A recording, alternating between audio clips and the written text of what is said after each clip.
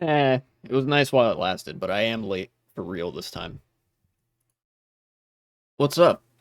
I actually, for some fucking reason, Twitter closed itself, closed the window. I need to,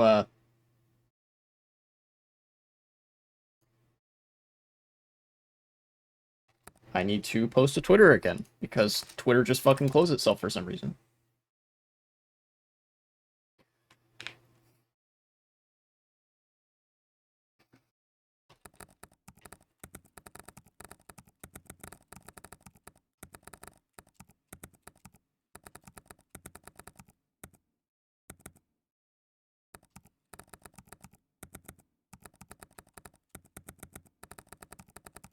Uh-huh. Uh-huh.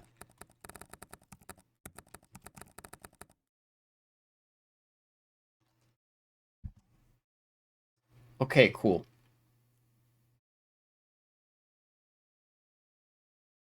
Nice. So, where was I? That's right, Mario Kart. You might notice my mic is a little bit louder this time. That's because I was editing um another video and I found my mic to be actually a little bit too quiet. Such that my voice started to like cut in and out when I wasn't being loud enough. So I've made my mic just a bit more sensitive. I've upped the levels from just +1 to +1.5, hoping that if I can keep my voice to be mostly in the yellow and then a little bit in the red, that will result in fewer drops when I'm saying stuff. You know, such as the consequence of having both a noise gate and a noise suppressor. But I have to do that so that there's good enough sound quality when the sound does come through. Anywho, we're going into it. And it's a weekend, so people should actually be online. Never mind. It's only 3 people. Well, look, 3 is better than nothing. I'm gonna close my door so my cat doesn't wander in and mess up my chair over there. I'll pull up the text document that I have here. Yeah. Yeah. Okay, great. I think nothing is better than 2. Oh, also, welcome to chat, Raichu Plushie. You mean for, like, mic levels? Or, for online stuff?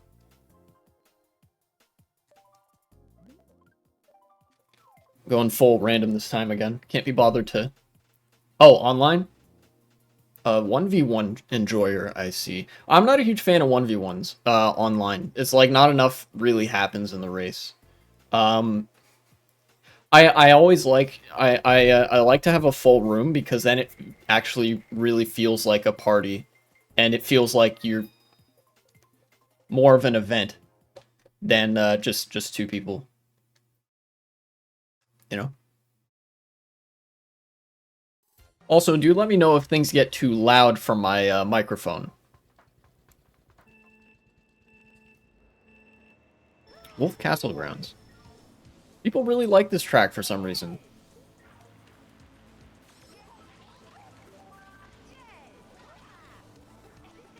Oh, they're both on Bullet Bike, huh?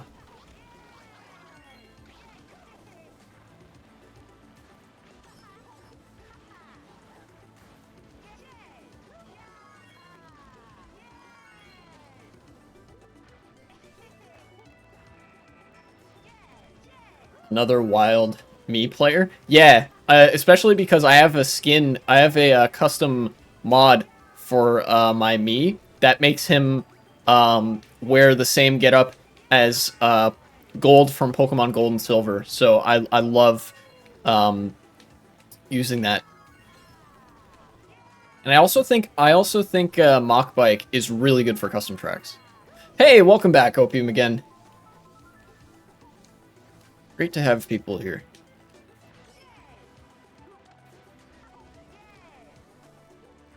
We've got kind of a lead here.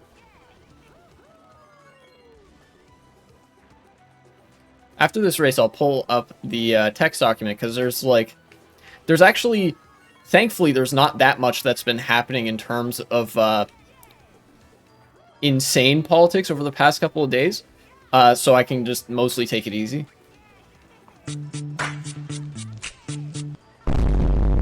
Raichu Plushie, thank you very much for the follow.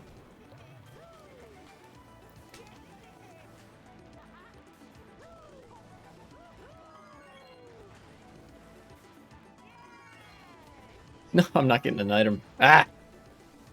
That's fine.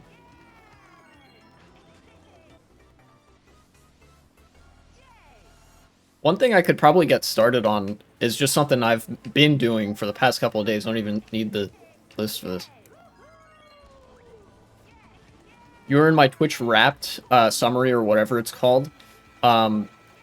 Congrats to you, and thank you for the cool streams. Well, you're very welcome, and I'm super glad to be in somebody's, like, content feed and stuff, and I'm glad that, like, there are people that will genuinely enjoy the stuff that I do. That makes me very happy.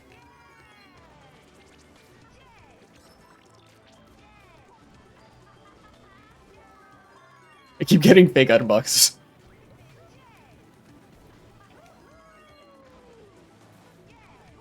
Here's to another year, I guess. There's not that much more in 2023. God, that, you know, it feels like it was so recent that I actually just started streaming full time.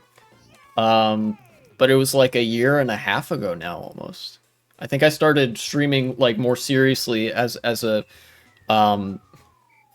thing in, like, June or July of 2022. And in fact, this mic was one of the first things that I got for my more professional setup. I had a mic, I have a capture card. Actually, I had the capture card already.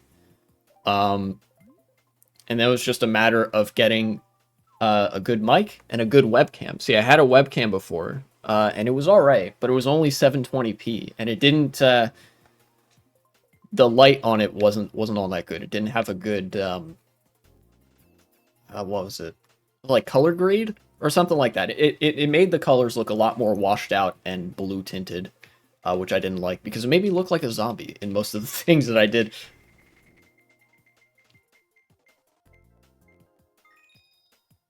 In fact, I remember one of the first things I did on my stream outside of Mario Kart was I was playing Minecraft Creative Mode, and I built a big apartment building that was that had like 48 apartment units, I think. You know, complete with like a nice rooftop terrace and everything. I thought it was cool.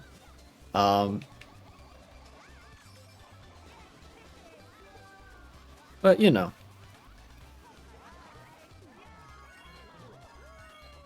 You can reminisce here and there, but... Now I have a delightfully devilish Seymour plan to do that. Of course. Dude, I'm fiending this game. I missed the, That's fine.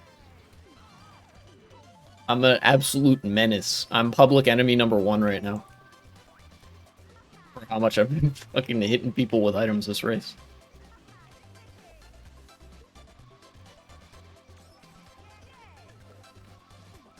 Put this banana here. Yeah.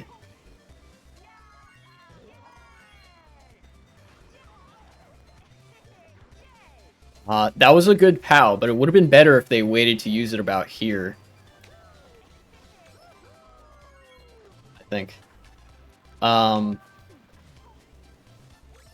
What's on your Christmas list this year if you celebrate? Actually nothing for me. I think I'll be happy with whatever my parents decide that they want to get me, whatever little things, and I don't know, a pair of socks. You know, we've been talking about this, but there's not really that much that I want for Christmas these days. You know, I'm trying to work on, like, getting out more, you know, going to the food bank and whatever, and like having a little bit of a more active social life. And you know, you can't really buy that, so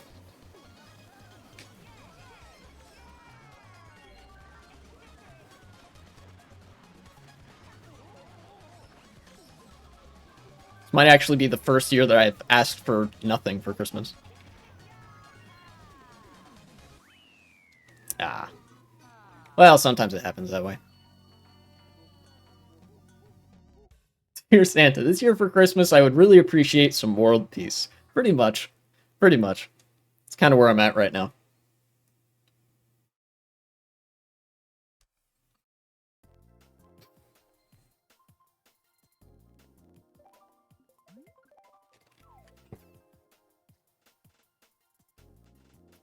Oh, I just remembered another thing that I was doing.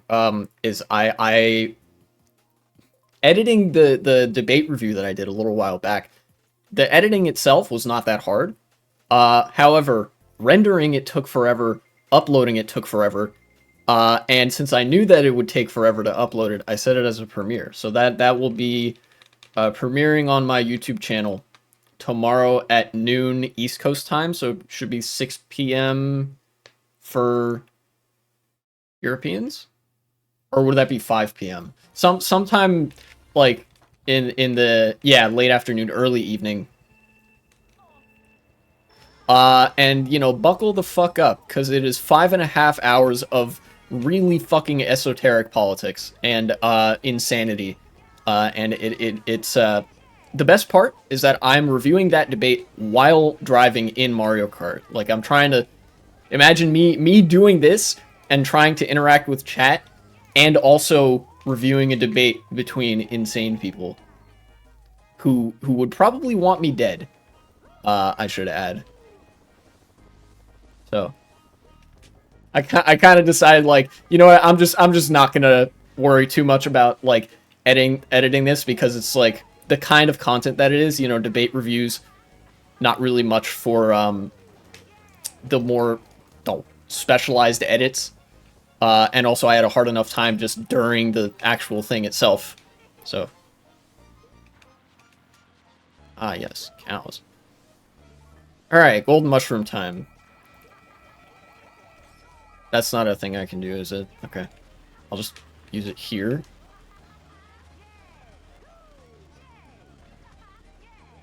I can do this. Yeah.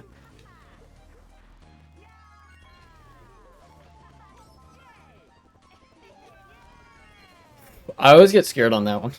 Yeah, 5.5 hours. It's 2 full live streams of me reviewing that debate, and I had to go over time on on both of them, because it's like the debate itself is, I think, 2 hours or 2.5 hours. But like, Christ, there's so many layers. What, like, to give a couple details, the debate is between a Nosbol and a guy who calls himself a classical liberal on Tim Pool's show. So all three of these people are fascists, but they're like slightly different kinds of fascists. And so like I'm sitting there trying to analyze what they're saying, but also like, what do they actually mean? What do they actually believe versus what are they willing to say openly? You know. And then, you know, offering some commentary on the issues themselves that they talk about, because, you know, all these political debates and shit don't happen in a vacuum. It's like,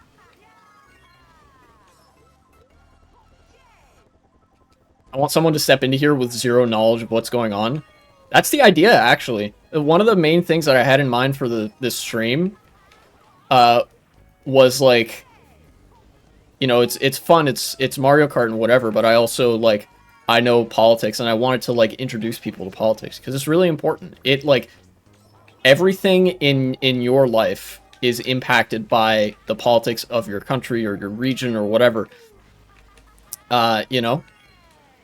And, of course, I have a much more directly vested interest in politics, because I'm queer, and you know, that's a contentious subject of political conversation. It'd be really nice if it wasn't. I would like to exist without having to worry that there are, like, people who want to kill me and stuff in government. But, you know, until such time that happens.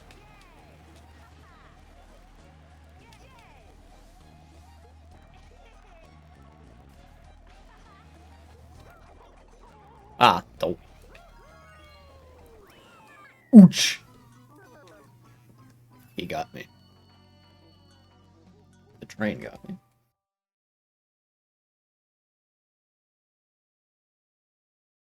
Also, that's happened before. People, step in here with zero knowledge of what's happening, and they hear me talking about some fucking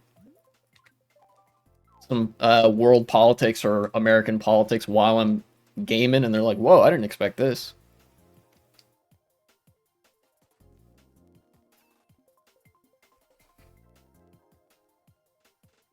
Yeah. In fact, I was prepared to just talk about some of the politics right now. One of them is actually really good news, which is a rare thing to happen. Let's see. Here, hold on. Is this Then being queer, you also have basic levels of empathy and respect for others on the planet. Therefore, you care about the Muppet Show that is politics. Yes, and I think that's the most important part. The most important thing that you need when you're engaging with politics is like good values. You should turn to God instead of this queer pro max. No, welcome to chat, but also El Bozo, your God isn't real. And no thanks. I would prefer to turn to the pussy instead. Or the bussy, even.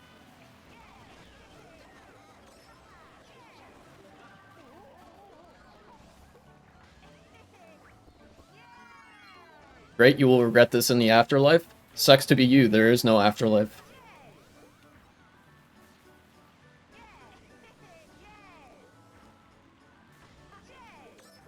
Like, ooh, you'll regret this after you're dead. Like, yeah, get the fuck out of here, dude. What? That was a good spot to pow, I think. Oh, really straddled the edge of that ramp.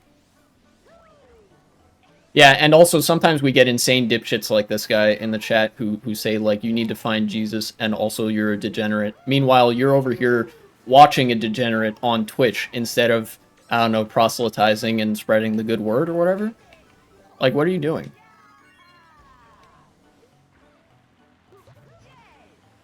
I'm trying to save you? Bro, good fucking luck. I don't need to be saved. Saved from what? From what you're gonna do to me if you don't save me? Like, yeah, that's exactly why I'm into politics. People like you. Christ, dude.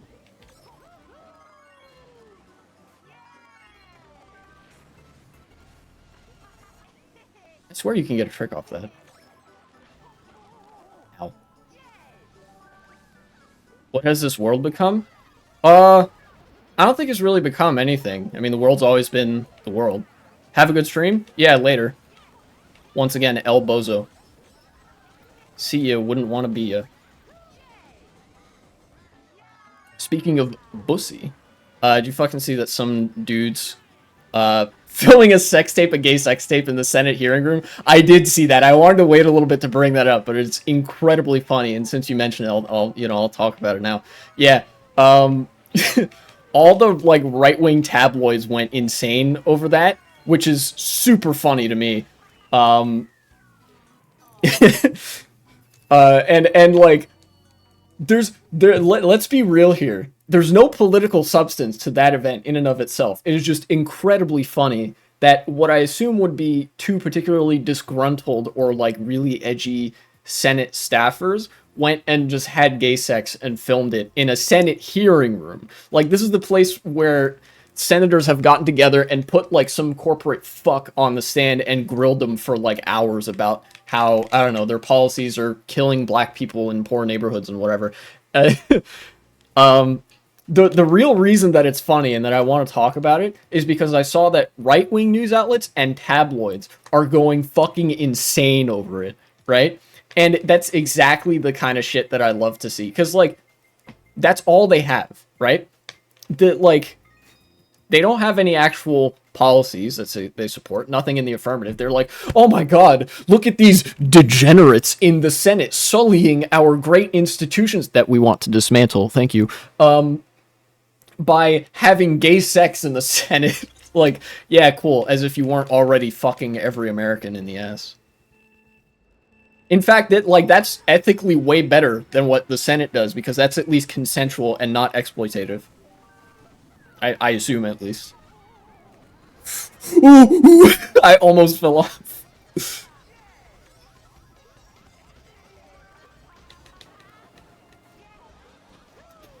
But I guess true to form, I have said before that all politics is sex and all sex is politics. So maybe when you think about it, gay sex is the real politics, when you think about it.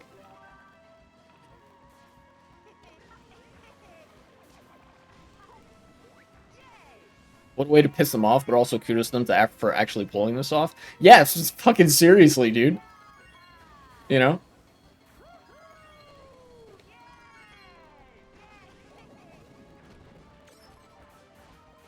Ah, it's not gonna reach.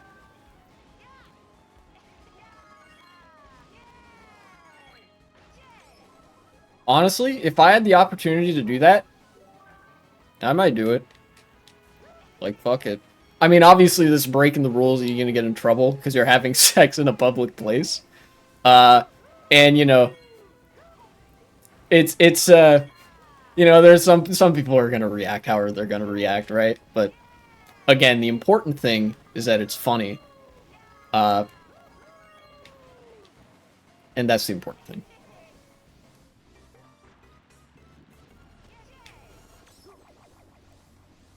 But while the US is doing gay shit, you know who else is doing gay shit? Thailand.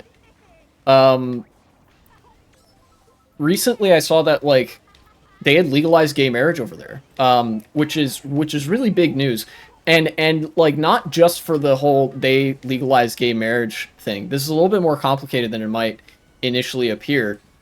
Like the development itself is pretty simple. Thailand legalized gay marriage. It's pretty straightforward as far as like politics goes, and that's obviously a good thing to happen. But like when you zoom out, it gets like way more important in context, right? Because a lot of the countries where gay marriage is legal, right, are either countries in the developed world or they're countries in the developing world that are allied and like strategically important to countries in the developed world, right? So like you'll see some countries in the developing world that have legalized gay marriage mostly because they're allied with um countries in like the global north and want to stay on their good side. I think like Taiwan is an example of this where like even if they didn't 100% do it for that reason, it's really hard to like determine whether they did it genuinely or if it was just, oh, we want to stay on America's good side. But Thailand actually doesn't fit into either of those categories. Thailand is not part of the global north, and it's also not like key allies with any country in the global north. In fact, it's like as far as countries go, people don't often think about Thailand except to make trans people memes or whatever. Because historically, Thailand has been, I think, pretty queer positive, at least relative to other countries in the region. They've been way less persecutory against like queer people than I don't know, fucking China, Japan, Korea. Um, and I think that's like the reason that's important is because this is like opens the doors for other countries to do the same thing. You know, um, obviously in the West we see a lot of like far right stuff happening. The Republicans are far right. A lot of countries in Europe are having problems with the far right, and then at the same time, while that's happening, countries in the third world are starting to get a little bit more progressive, which means that the world is becoming a lot better, I think. Especially, if the floor keeps getting brought up bit by bit like that, it could eventually be the case that like we're living in a world not too far from now, maybe not in my lifetime, but eventually the world could be a place where like it's broadly accepted to be queer. Um, you know, but I think that's a good thing, and it was really nice to see.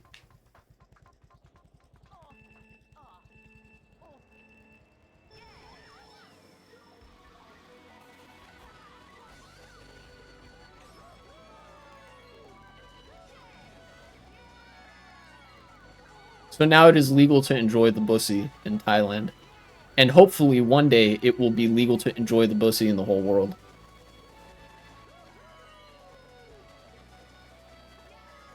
Meanwhile, Israel pays thousands and hundreds in pro-queer propaganda as if gay marriage wasn't illegal in Israel. Yeah, it is really, really ironic that Israel does that. You know, for anybody who's like out of the loop, you know, occasionally you'll see like, oh, how can you be pro-Palestine when they don't even accept queer people like Israel does? When Israel actually doesn't. I think I talked about this on another stream like a while back. But yeah, gay marriage is illegal in Israel.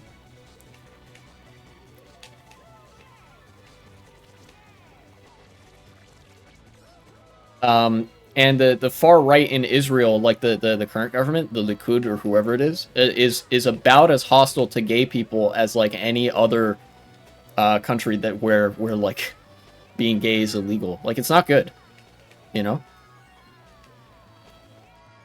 Whoa, okay, I'm kind of driving all over the place, but somehow working out. Here, I'm gonna throw this.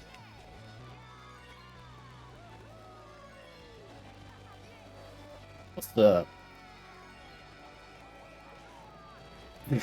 Damn it. I didn't quite get what I was looking for there. Definitely didn't get what I wanted there. Would have liked an item. Ooh. That was really good placement of that banana in the fake item box.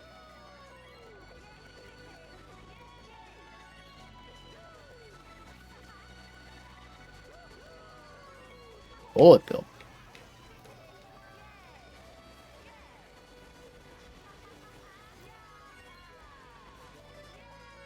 There we go. That's good lines. Love seeing the queer community being weaponized. Must be doing something right if even the Israeli government wants us on their side. They won't. Oh, yeah. Yeah, the queer community is like... There's always this political game of football that gets played with the queer community where, like, in order to save face, countries want to be, like, seen as pro-queer, but then they're really not that good on queer issues. And that's like, it seems like that should give the queer community some influence, but it really doesn't, unfortunately. You know? Now, granted, queer people probably have a monopoly, or at least like oligopoly or whatever, on the culture of the world. So much of like cultural staples, mannerisms, expressions, and whatever come from the queer community, ethnic minorities, and and gender minorities as well, be it women, third gender, whatever. Like, all of that stuff that's been mainstreamed, at one point it was an insular thing that, like, queer people said or did, or like, ethnic minorities or black people in the States particularly. But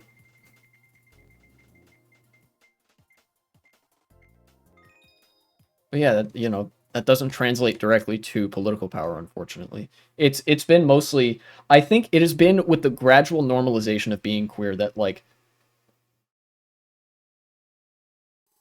being queer is almost as important to an individual as one's nationality, yet there are queer people all over the globe and in every other community, so that's definitely a powerful thing. Yeah, I was just about to say that, like, the strength comes in the form of numbers, and, like, over time, as queerness has been more normalized, more people have realized that they're queer, and that has, like, increased the amount of people, or like the amount of influence that the queer community has, and it's like almost made queer rights on, like, more stable footing, because every time, like, somebody is anti-queer in politics and whatever, in the face of, like, a growing queer community, they face more and more backlash each time. Not because it's like we're queering the kids, we're making the kids gay and trans or whatever. No, it's because, you know, these populations always existed more or less in the proportion that they are now, or even potentially in greater numbers than today. You know, we'll only see with time. It's just that now it's, like, allowed for them to be like that, you know? It's like the fucking graph of left-handed people, you know? The percentage of left-handed people in the world is about 10%, But if you go back to 1950s, 60s, even 70s United States, when it wasn't allowed for you to be left-handed, seriously, they would hit you for this in school.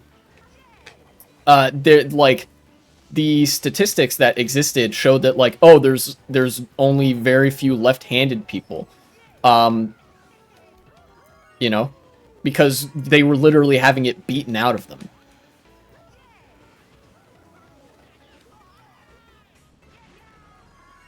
And if that's for something as minor as using the wrong hand to read and write, or to, to write and do various things, then just imagine what sexual deviancy would have gotten you in those days. You know? And nowadays, being left-handed is so ubiquitously accepted as like it's fine and normal, if uncommon, that like to even suggest that you hit a child for not writing with their right hand is absolutely insane. Like you should be sent to prison for doing that. And personally, I would not have it any other way.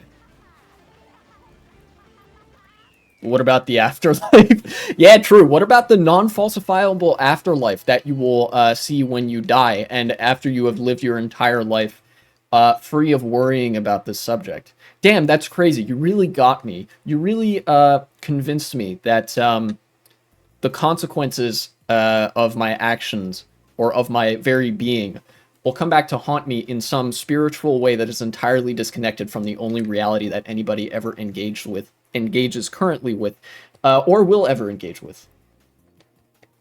That's so true.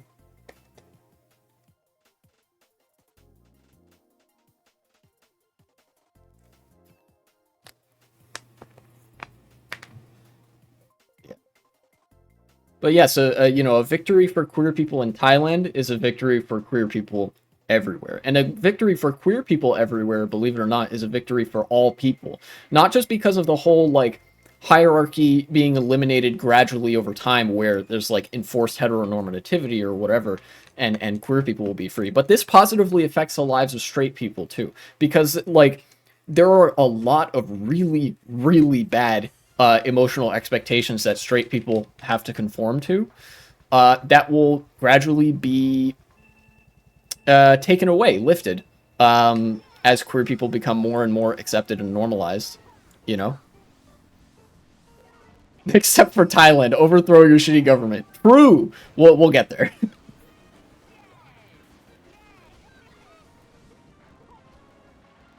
This is but step one on the road to global communism or something. Oh no. I know exactly what they're about to do with these green shells, so I'm gonna let them pass. Is this mirror mode? No, it is not. Ow! Damn.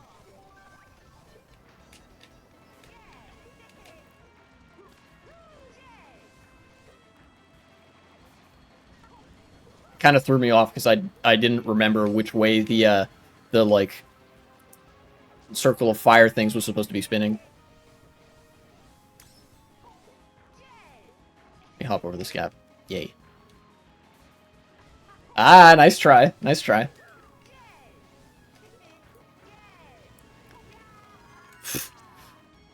That is super stressful. That ramp.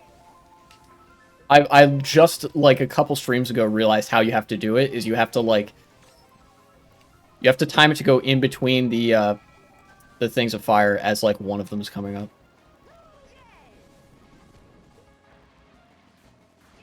Ah, dude, they're putting all sorts of tricky traps everywhere.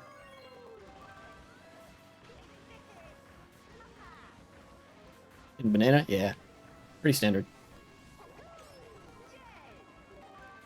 Ooh, 3 red shells. I don't know how useful this is going to be on a Bowser's Castle track where there's a lot of turns and walls and stuff. I don't know.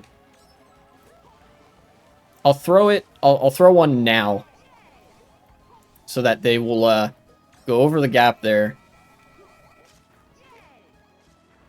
Ah, okay. Maybe we'll throw one now as well.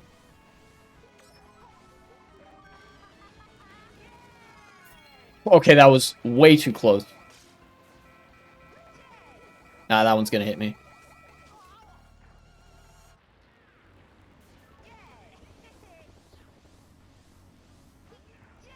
It's going right. I'll go left here.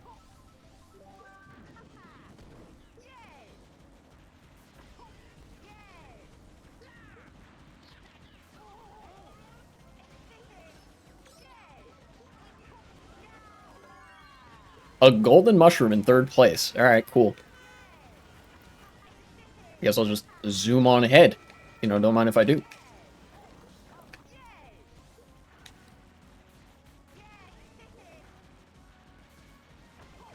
Ow.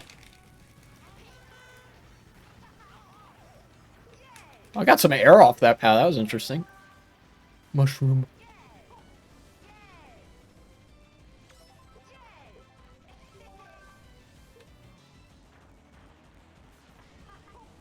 I'm gonna save this mushroom for the shortcut at the end there. Oh, he hit the fire. He messed up. Okay, I'm taking 2nd. Nice. I'm driving pretty good.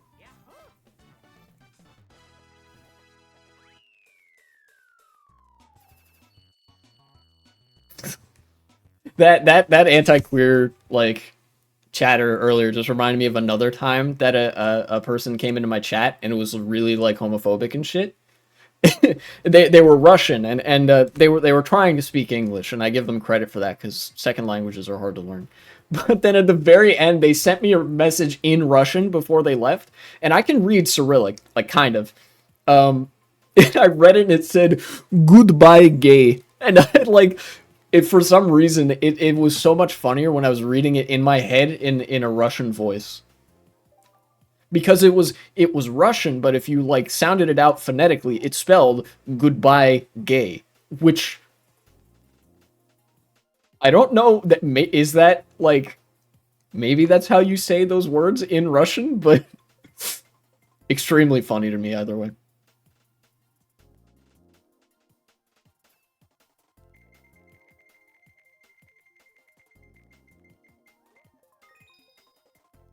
Very true. When I'm saying goodbye to my gay friend in Russian, I've always done this. Actually take off my hoodie. There we go.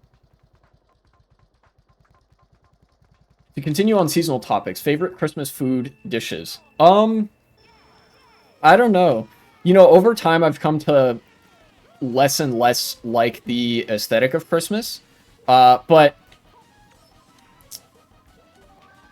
you know, I don't know if there's like a thing that we eat, like food that we eat on Christmas that's like that we do consistently enough for it to be like my favorite Christmas dish or whatever. Um yeah. I guess lamb is pretty good. I remember I think for a couple years um when I was in like college or whatever, we had lamb for dinner uh on Christmas Eve, which was really nice.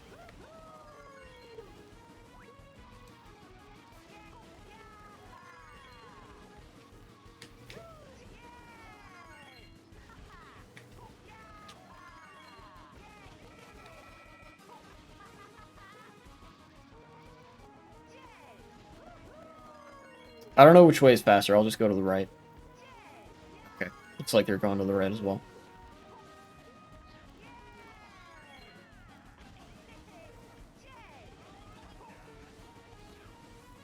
My family, it's all about the oysters, smoked salmon, uh, foie gras, and stuffed turkey. That sounds delicious.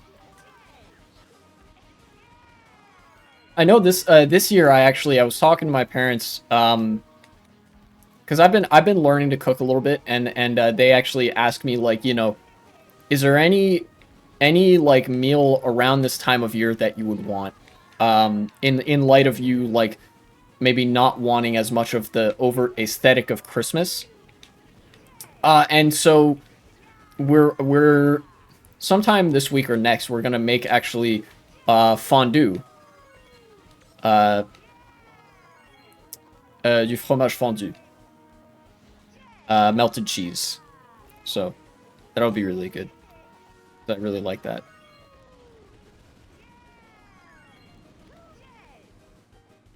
Fondue is the best. Yeah, it really is. Especially because like I've grown to like as I've gotten as I've grown up, I've grown to like more and more the kinds of meals where like there's the socializing that you do at dinner time, like when you're sitting down to eat, but then there's also the socializing you do as you're making the food, right? This is why I like grilling a lot. My dad taught me how to grill, and so sometimes we'll do that. That's a lot of fun.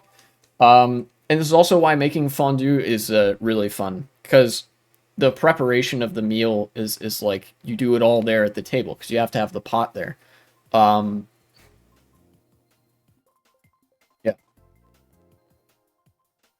cutting the blocks of cheese, putting in the beer and the flour and whatever, however much you need. Uh, and it was also a thing when I was still in high school that my dad said, hey, like um, when we're done using the beer for the fondue, you can taste some if you want. And that's how I learned that I really don't like beer. But it's really fun to have that like experience. It's just such a cozy thing.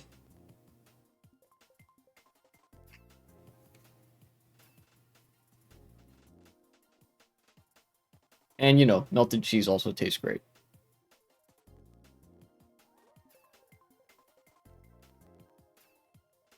Beer does be gross, I agree. Yesterday I tried to make homemade pasta for the first time. It's actually pretty good. Nice. Nice. Homemade pasta.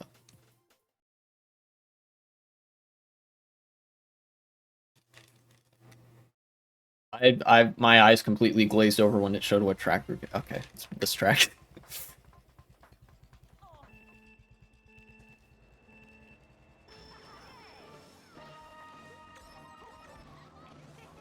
Watch 5 different Italian recipes on YouTube.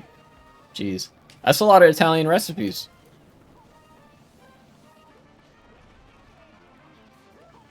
Mandalay Bay. I mean, that is a hotel that exists. That's true. Is something going down there right now?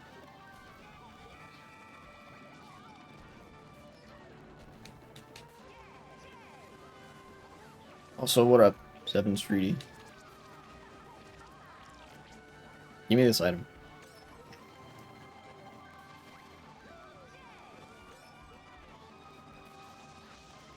There we go. Ah, damn it.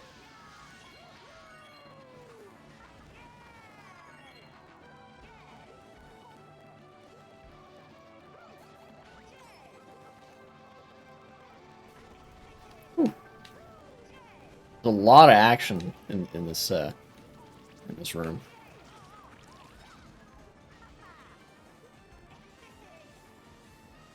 I tried to be smart with that bomb, but the guy behind me had a star, so. The guy in front of me had a green shell.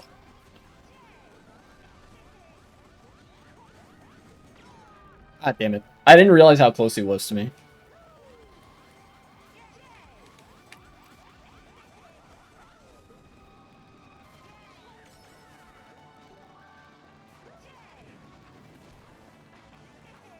Usually outrunning somebody in a star is not the greatest idea, but it does work sometimes. Alright, I think I'm gonna use this after I land from the trick ramp up there. Oh wow, all 4 low tricks, that's pretty cool.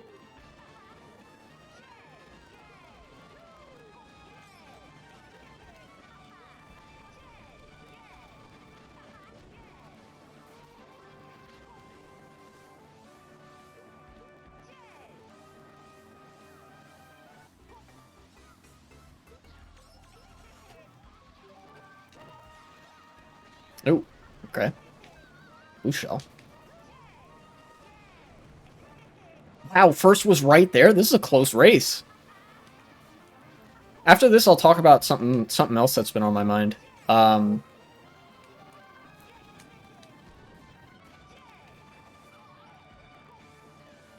Not quite.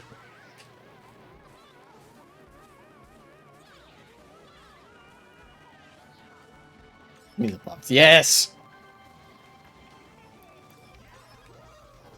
Probably not the best spot to use a Mega, but whatever.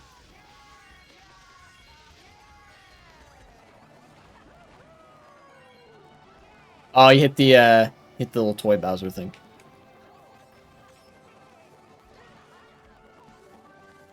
Ooh. Well, if you insist, game. Take a blue shell. Cool. I guess I'm getting second place.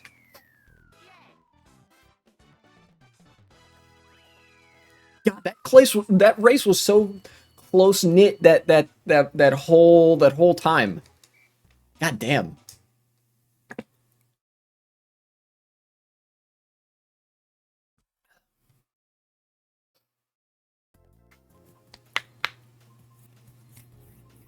Whew. So I've actually recently I overcame reading fatigue. You know, sometimes you read a book and you finish, and then you're like tired because you just finished up a book or a story or whatever, and you kind of have to like take a break from reading stuff for a while. I had read 1984, and then I had a short reading fatigue, and then a couple of days ago I started reading some stuff on JSTOR just because. I wanted to read about the East Asian tigers, which are Taiwan, South Korea, Singapore, and Hong Kong. Those four countries. Because they were like special cases in Asia of countries that were able to industrialize while a lot of other countries got stuck in the whole like take IMF loans, corruption, spend money on shit you need, can't pay the loans back, take more IMF loans, and like whatever else. And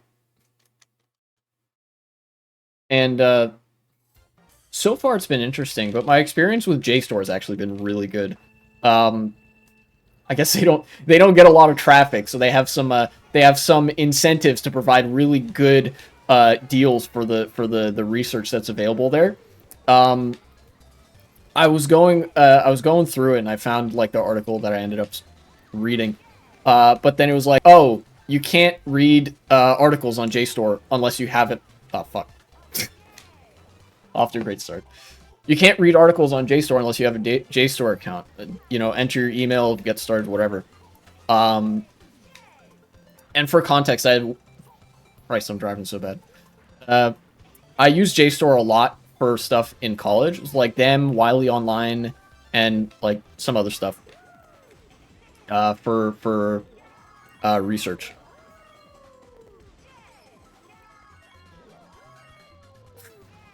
Oh, dude. What do you think of 1984? Also, JSTOR is pretty cool. Saved me a lot of time for my thesis. Yeah, I'll let you know what my good experience with JSTOR was, and then I can talk about 1984 a little bit. So I just went and created a free account. You know, like I was like, hey, I'm not really gonna bother with the whole like paid subscription thing. I don't think that's worth it like at all. You know, but you know I can create a free account and see what that gets me. And it said, the free account thing said, yeah, if you create a free account, you get 100 articles per month. I was like, really? You know, given the pace that I read at, that is a lot. Like, even in college, where I was reading a couple things per day, like, that was still a lot. But nowadays, I haven't spent one. I still haven't spent my first article, because I've been on the same article for the past few days. And, like, there's, what, 2 weeks left in the month? So I was like, well, shit. You know, maybe this this JSTOR membership is a pretty good idea. And, you know, so far so good on that front. But for 1984, I actually, I've brought this up on stream before, but I had never read that book. Yeah, Free Education, for real. I had never read 1984 before a couple months ago. And I would kind of make fun of myself for it. My dad would poke fun at me for it. Um, because usually it's like you're required to read that either in high school or in college. But I didn't. I did read Animal Farm in high school, and I read Fahrenheit 451 in high school. But I didn't read 1984. And ultimately, I'm glad I didn't until just recently, because I feel like with a lot of books, when you're reading in high school, the experience gets really colored and influenced by the teacher sort of explaining what's going on in the book, and like almost telling the students what they should be thinking about each given thing, because they're analyzing it from a perspective of like literary tropes. What, dude, you haven't read 1984? Leftist card revoked? Well, now I have, so I have my leftist card back. Got him. Yeah, it is one of those things where it's like you call yourself a leftist, but you haven't read 1984. It's like, yes, actually, I don't believe in gatekeeping ideologies behind books and stuff. Uh, but it was very funny to like bring that up for the longest time. Um, yeah, ultimately, I'm glad that I didn't read it until I had a very well developed like critical thinking brain and well developed political principles and beliefs and stuff. Because that made me enjoy it a lot more, and it made it a lot less soul crushing to read. I was able to kind of remove myself from a narrative and from the narrative and just read it as like an outside observer. Uh, and I think that it's a really good book, and I think that anybody who interprets it like I think anybody who interprets 1984 as anything other than a libertarian socialist manifesto is lying to themselves. Uh, because the book was written by George Orwell, a flaming anarchist, and it's a like direct, like you cannot get more obvious that it's critiquing the Soviet Union and Nazi Germany as models of authoritarianism that ostensibly like have socialism in the name, right? Like INGSOC stands for English socialism, but as we know from the Nazis, just saying socialist in your party name doesn't actually make you socialist. Um, you know, Um, but I also thought like the characters were really well written. Also, Winston was a very funny character to observe. I think I brought this up on stream as I was reading it, but there's like a point really early on in the book where like you're looking inside of Winston's head, you know, and at one point he's just like, "Man, I hate women," and I was just like, "What?" you know, because it's like, okay. I mean, I know, like, they explain the reasoning behind his feelings about women being like, oh, it tends to be like there are a lot of young women that are really deeply involved with the party, and that like the anti-sex league is mostly made up of women and whatever. But like, it was super funny and jarring to be like, okay, yeah, so the party's doing all this stuff, and then Winston's like, those damn women. I was like, shit, you know what? Okay, you know. Tell me how you really feel, Winston. um, but it was an unexpectedly enjoyable experience. One of the most remarkable things. This is one of my big takeaways from 1984. One of the most remarkable things is how unremarkable the world is in that book, right? Like the Oceania and those other like totalitarian countries, they're built up to be really scary and whatever. And obviously, totalitarian and authoritarian countries are scary when you're living in those countries. But they're really not all that exceptional. Like the telescreen watching Winston and whatever. It's revealed at some point in the book that it's like, oh yeah, we've had our eye on you for some time because we knew that you were like a risk. But it's acknowledged in the book, and it's even hinted at through Winston's perspective. The party can be anywhere, but they can't be everywhere. There are literally too few party members for them to be everywhere, to have eyes and ears everywhere. Now, it's possible for them to generally know what's going on all around the world, but like, mass surveillance on a group as large as, say, the proles, the proletariat in that book, is impossible because they're 85% of the population, you know? And even on inner party members, there are moments with Winston and Julia where you can be reasonably sure as a reader that the party did not actually know what they were doing there. Like the party did not see them. Now, they could have made reasonable guesses, but like there's like an interrogation scene, right? Where O'Brien, like the party guy, is telling Winston, we've been onto your every move from the beginning. It's possible that they're, guessing very well and like analyzing his movements and understanding what kind of person he is. But in scenarios where the telescreen is covered and they literally can't see or hear them in Julia's apartment, and when they're out in the grass, whatever, they don't have eyes and ears out there. They have eyes and ears in other places that would lead them to understand, like, okay, he's going this way, which means he's likely going here because it's a blind spot. But it's a very well crafted picture of how hard it is to tell that stuff when you're on the inside. Because to Winston, especially at the end of the book, when he's all brainwashed and shit, the party does seem truly omnipotent. But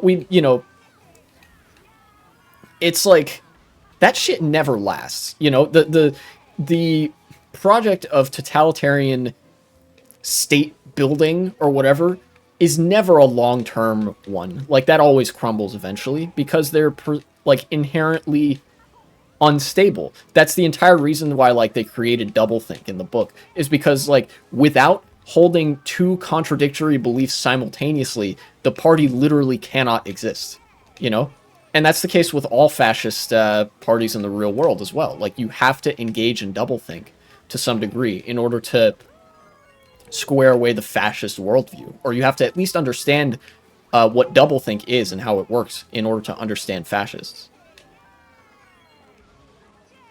Yeah. But yeah, it was a very, I would almost call it a transformational experience, because it was sort of a synthesis of like, in my brain there were the almost competing concepts of like, well, there's tankies and there are fascists and whatever, like the more authoritarian lefties and whatever. And in my head, I always like associated them as somewhat different things, right? But it's really useful to look at that book and to look at what it has to say and understand that, like, no, they really are the same thing. It's just there are certain tendencies that people have, whatever they decide to call them, in certain movements where it leads to really bad outcomes, and you can't let those people take charge of a movement. Leftist meme, but those were my thoughts on 1984. Really good book. And I would definitely recommend it to anybody who's hasn't read it and is looking for a good read. I've been nodding quietly to everything you just said. Yeah.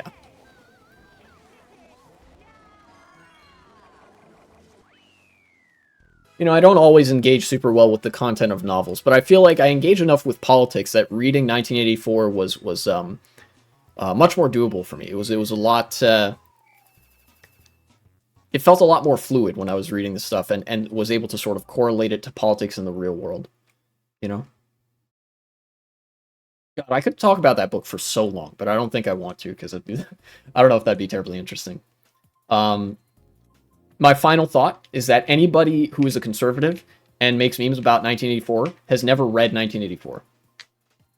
That is my takeaway. They may have seen the words on the pages of the book 1984. Now, have you read Animal Farm? I have, actually. I read that in high school. The conservatives who meme about 1984 all the time, they might have looked at the words on the pages of 1984 and understood that those are words in the English language that make a sentence here, but they didn't actually read 1984, if that makes sense.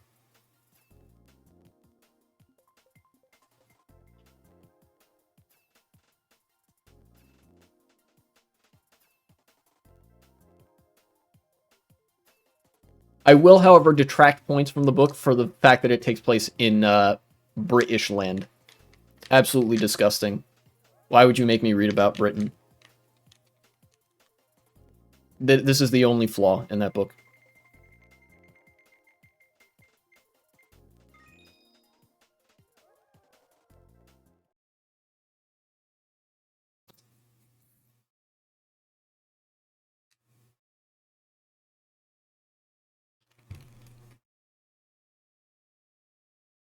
What do we get? Ah, this clown track, the clown world track.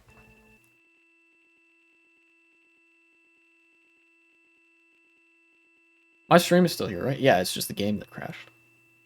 Well, this is an uncommon sight. That is unfortunate.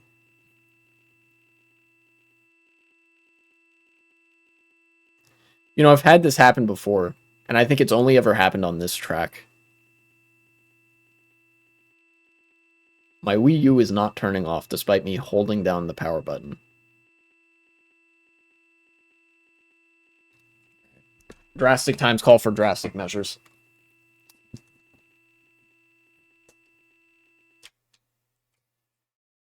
Alright. I had to physically unplug the power cord from the Wii U and then plug it back in.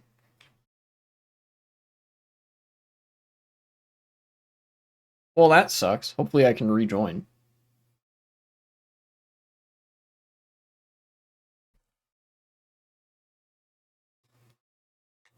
We interrupt your regularly scheduled programming to bring you, my game fucking crashed.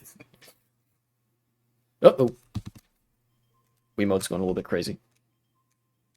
There we go. Okay, we're good, we're good.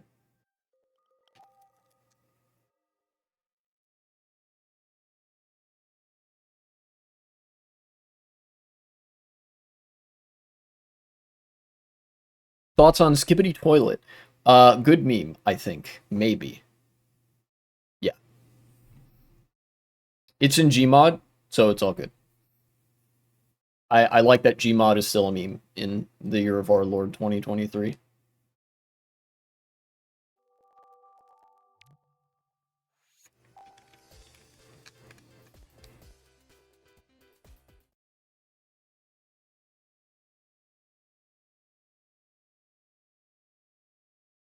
I'm not into the Skibbity Toilet meme personally, but yeah. Good meme. Good meme. Methinks.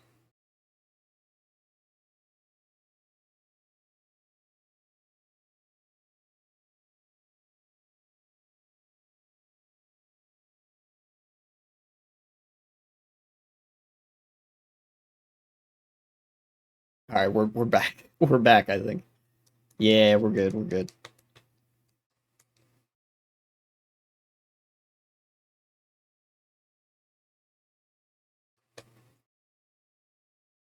Yeah. After I read 1984, I started reading something else. It was I'm still reading it, I'm not done yet. It's an economic paper study about the East Asian tigers, Singapore, Hong Kong, Taiwan, South Korea, and how they industrialized where other countries in like the global South failed to. Because a lot of the countries in the global South got stuck in the like IMF loan loop of like economics, where your country's just getting preyed on by like American and European businesses and stuff. And in the short term, that can provide like more of an economic boost to your country. You know, like getting the cash infusion of an IMF loan immediately is pretty appealing as a concept, right? And in fact, that's part of what keeps them stuck in the loop is that initial hit. It's almost like being addicted to drugs. Nobody likes being addicted to illicit substances, you know. Um, but it's there's a sort of high that initially you think it feels great. But with time, it begets diminishing returns, and then after a certain amount of time, you've gone far down enough in the vicious cycle that you become dependent on it just to function normally. The book I read most recently is a lesbian vampire story from the 19th century, truly edifying. That sounds awesome. I love lesbian vampires. And gay vampires. But that's all vampires, so.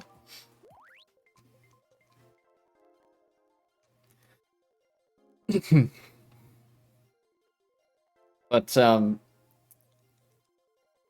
the big difference, the difference between that model of like you get stuck with the IMF loans forever, and what the East Asian Tigers did is that they decided, okay, I mean, they had certain connections like to the U.S., to Europe, and whatever that led to them getting loans on more favorable conditions. Because regardless of what you do, right, as a country in the 20th century and the 21st century, a lot of economics is driven by loans and borrowing. This is a global debt economy, so it's like inevitable that a country's going to have to take loans in order to do stuff. But those four countries got loans on a lot better terms than other countries got loans. A lot of times IMF loans will have a ton of strings attached, like, oh, you can't use the money for this, you can't use it for this, you have to use this money for this. And a lot of times one of those strings will be you have to fight corruption, which is like a death sentence for any country's economy because of two things. First of all, every single country has corruption. You're not going to eradicate corruption no matter what you do. It doesn't matter what kind of government you have, what kind of system you're in. The only difference is whether you call it corruption or whether you call it lobbying. But then secondly, in order to worry about corruption, the more like unsavory parts of the routine functions of government and whatever that the IMF would like want you to go after in order for you to get their money, you can't worry about that if you don't have a functioning civil society. And in order to have a functioning civil society, you have to have a stable economy with a decent enough like standard of living, you know? It's why a lot of countries in the third world, even without foreign interference, like directly from foreign governments, have a hard time maintaining a democratic structure of government, or like really unstable and have a lot of military coups from inside their country, never mind from like outside influence. Is that they're stuck in this debt cycle that it's really hard to break. And the alternative is to not go in that cycle in the first place, is to restrict imports. This is it's like basic economic like protectionism, is that you don't do very many imports, right? You're not taking as much from like the wealthy countries, and you try to do that stuff on your own within your own country or with your own like economic block of like a couple countries next door, right? You do domestic production, and then once you've done that, you can use the stuff that you've made from domestic production to export it to other countries. And that way you're going to start actually getting money for your country. Instead of the money you have to spend being loans with strings attached, it can just be profits from internal production, right? And the big thing that prevents a lot of countries from doing this, first of all, is because they've already gotten stuck in the other cycle. It's like you can't really do one if you've done the other. But also, you're going to have to bite the bullet for like a couple of years. Like your economy is going to suck for a couple of years if you pick the protectionism model, you know? And it's like it's kind of like the opposite of the what happens with the loop of taking IMF loans over and over again, because with that one it's like it's good for a little bit and then everything sucks.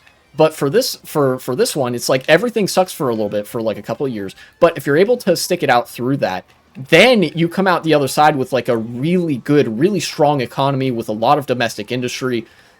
This is actually how Samsung, Hyundai, and Acura all came to be. Hyundai and Acura being the car companies, and Samsung like electronics.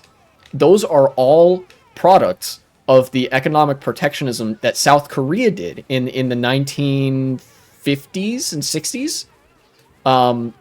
You know, and now they're really well, South Korea has plenty of flaws nowadays, but like that's what made South Korea a first world country, like capable of competing with a lot of other European countries on the economic stage.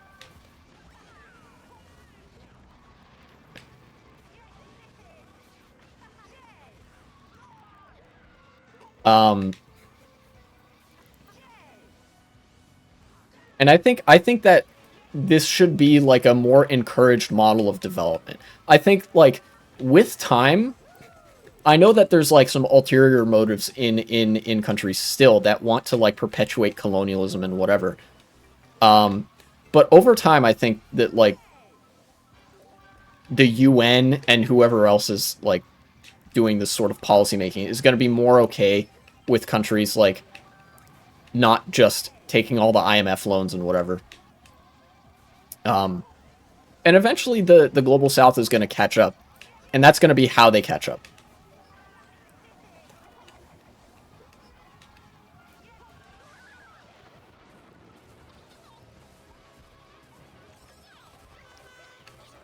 And of course, I should also mention, because I'm like, I identify as a socialist, politically speaking.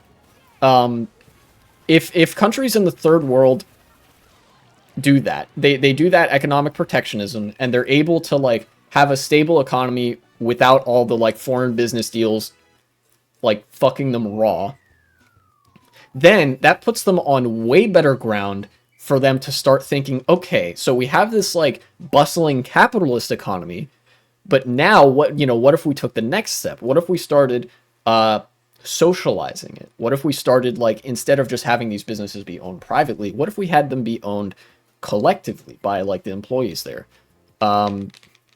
I think that's good. But ultimately the biggest concern in my mind, ideology aside, is that when countries in the global south do economic protectionism, that tends to make things a lot better in the long run. And I think more countries should do that. Again, like I said, I'm actually not done reading this study yet. I'm only a few pages in. But, there's been a lot of information. Meanwhile, Argentina is doing something innovative. Yeah, aren't they dollarizing? Here, hold on. Argentina dollarization.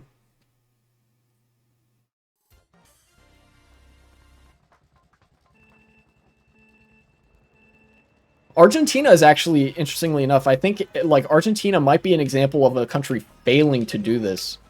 Um, you know?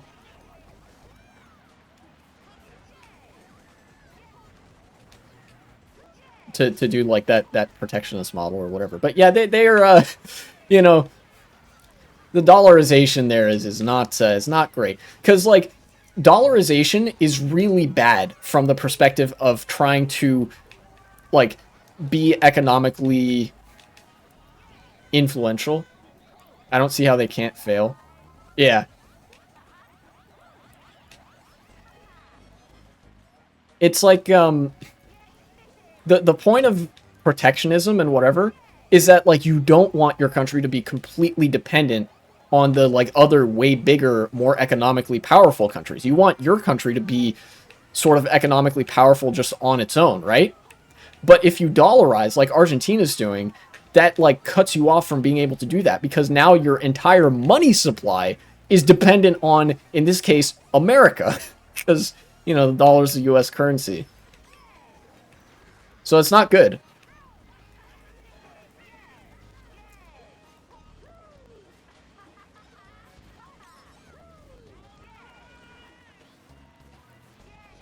What's up? Yeah, true. Well, how do you do that? Dang.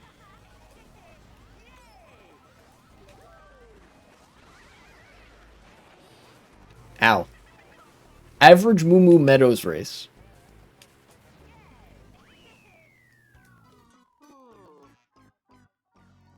I almost had something go in that race. I think what, like, fucked me up there is that I tried to pass that Funky Kong with a red shell. I should have just gone wide and let him do his thing.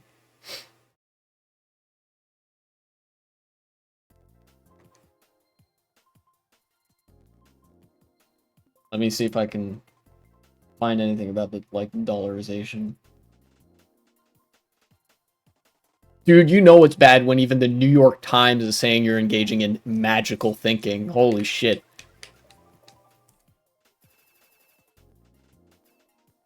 Although that's, like, that's an opinion piece, but still, it's like, yeah. Valuation, debt.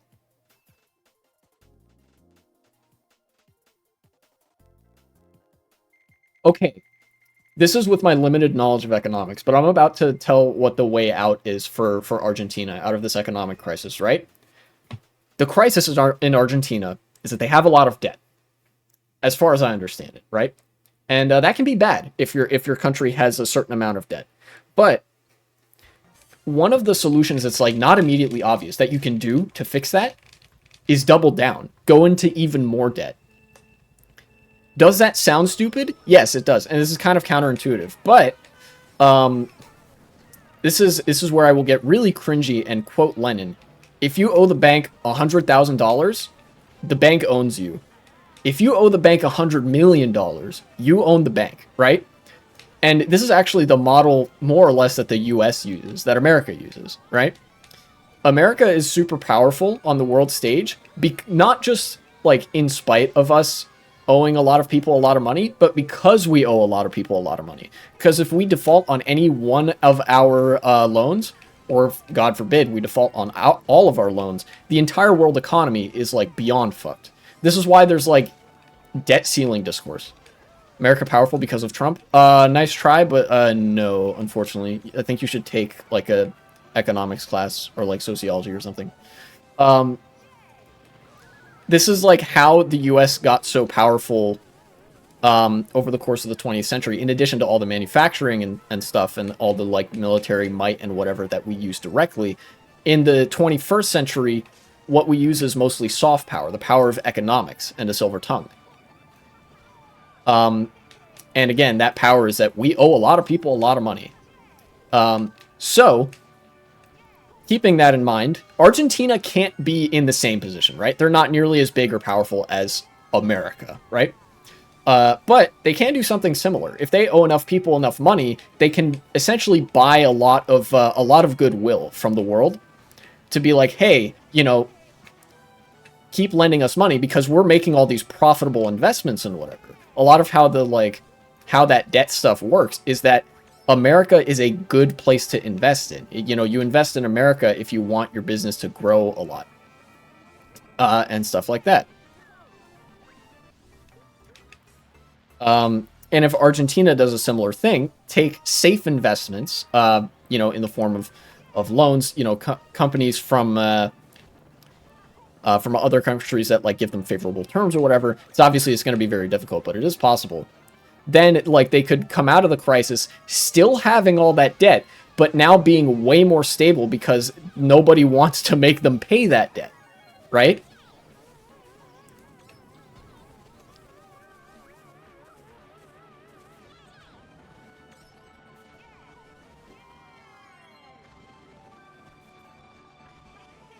I'm kind of expecting another blue shell to hit at some point.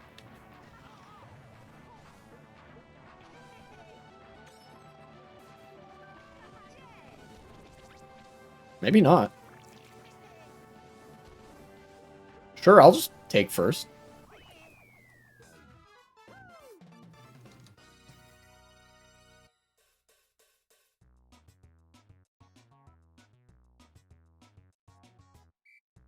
Although I will say, once again, that I'm not an economist. I'm not an expert. But, you know, there is a way out of the debt crisis for Argentina. I was writing this exact quote as you said it. Oh, yeah, the Lenin quote. If you owe the bank $100,000 versus if you owe the bank $100 million. Yeah, that is a quote I go to a surprisingly often number of times when I'm thinking about economics. In fact, if anything, I think the fact that it's a quote from Lenin actually makes it, like, holds it back, right? Because that's just good economics. Fucking, you find, like, any economist, and they'd probably like, yeah, you know, it's overly simple, but, like, yeah. In fact, this is a lot of what, like, rich people do. The whole buy, borrow, die thing. A lot of what makes people super rich is that they owe the bank so much money that now they, like, own the bank, kind of. You know? It's like you could say, oh, they have this much net worth, which is true, like if you valued all their possessions, but a lot of that stuff was bought on credit. Theoretically, I could go out there, get a loan for however much, right? Small loan, like a couple $100s, couple $1,000 from a bank, and then take that to another bank and say, hey, can you give me a loan for a slightly larger amount? And then I could consolidate the loans or whatever. I could use the one to pay off the other one. But then say like, hey, this other bank was willing to loan me this much and I can, pay your loan off and whatever. and basically just keep doing that and keep going up and up and up until now I'm borrowing like hundreds of thousands of dollars at a time. Theoretically, that is a thing I could do. However, a lot of banks tend to frown on that, and they'll be like, nah, we see what you're doing. You're trying to use the system as it was designed to actually get more money because we designed the system to allow that. But no, we decided you can't do that. In fact, there was a woman that got in trouble because of this. I don't remember her name, but she ran a lot in the circles of like super wealthy people, not because she was super wealthy, but because she convinced other people that she was super wealthy. Like she walked the walk and talked the talk and whatever. And she didn't actually have all that much money. You know. Yeah, the girl boss shit. There was a whole trial about it because it was like, oh, this is fraud. It's like, is it? I think you made the assumption all on your own. She's a Polish socialite or something. Yeah.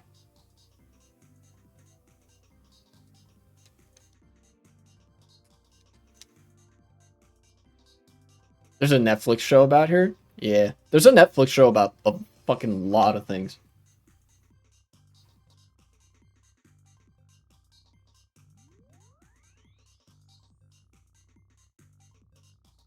But you know, it's that like that feature of like I don't know, like sometimes I don't know if it's like just capitalism or just a market economy or whatever that makes that possible, but that's the same thing that would make it possible for Argentina to actually get out of that debt crisis. You know? To consolidate their loans and be like, hey, you know, we have a lot of loans. If we ask for more loans and we're successful, we can use those to pay off some of the smaller loans, blah, blah, blah, blah. Infinite money glitch, basically. Like, that is real economics. It's like, sometimes there are barriers that prevent you from doing that straight up. But if you're able to do that, that is real economics, that there is, like, the infinite money glitch.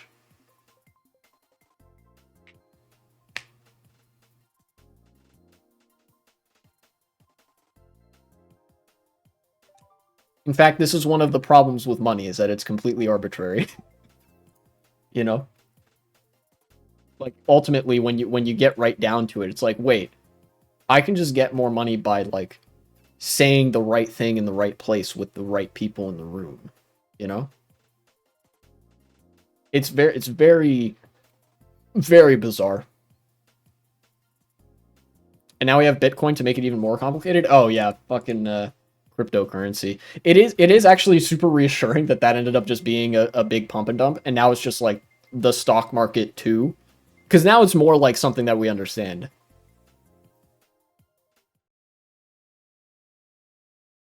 I think Quaking Mad Cliffs got picked.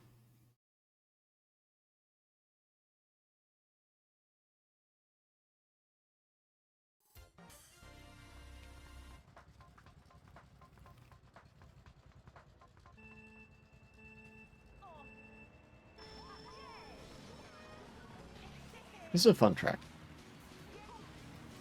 Andrew Tate? Yeah, the guy with no chin. What about him?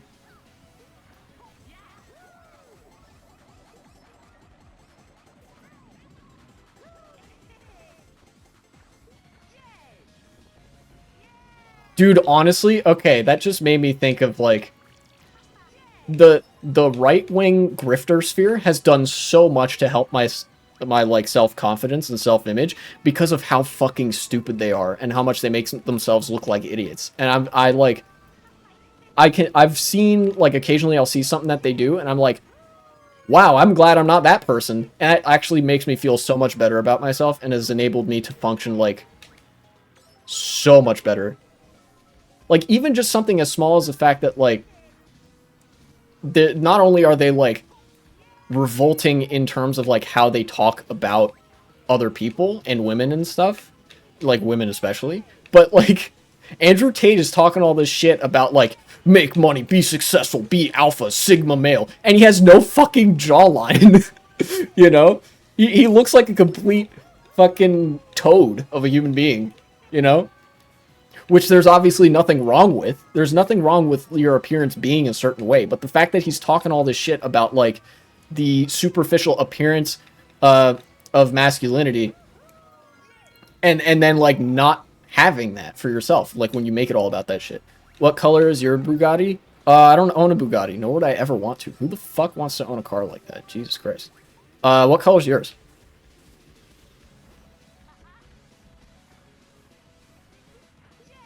In fact, I don't even want to own a car. Cars have so much fucking work and maintenance. You know how easy it is to have an e-bike? I did get an e-bike semi-recently that's enabled me to get around a lot easier. It's great exercise. It controls really well. It feels like I'm just riding a regular bike, but then it has this nice little motor. Haha, bike? Yeah, okay, fat ass. Well, I shouldn't say that. Here I go, talking shit about somebody's potential appearance or whatever. Ow. But yeah, like, you know how easy it is to maintain a bike? All you gotta do is, like, lube the chain once every month, and then, like, make sure you don't get a flat when you're out riding, you know? And that's it. Dude, with a car, you know how much gas costs per year? It's like $11,000 on average is what people pay for gasoline. It's fucking insane, dude. And I've driven in this area before. Like when I was still like trying to get my driver's license and shit, when I had my permit, my dad took me out to just drive around, and I had to like drive on the highway for a bit because we live in a very urban area. It is absolutely like maddening to drive around here. It's like I feel like every 5 seconds somebody's gonna ram into me, and then like that's gonna be it. Check these leg muscles. Just driving your Bugatti give you these perfect muscular shins. Exactly. I'm trying to get those muscle daddy thighs. Thank you very much.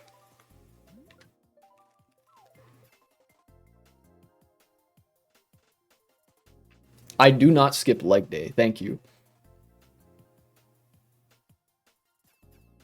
Cue the one meme image of the like girls' legs versus boys' legs, where it's some girl who has really nice thighs wearing yoga pants, and then next to her is just like two baguettes.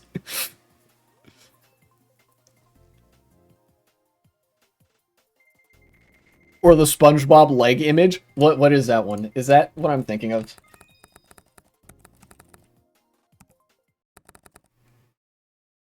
Yes, that is.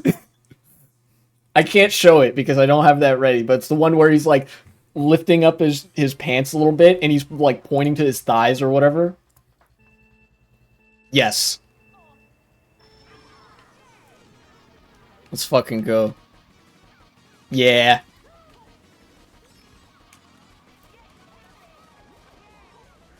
That's the thighs I want.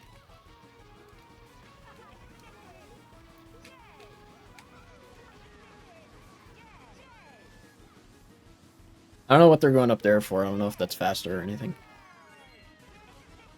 It's actually not faster. I gained a little bit of ground on them. Maybe there's an item up there? I don't know. Or alternatively, they just felt like it. Sometimes I'll do that.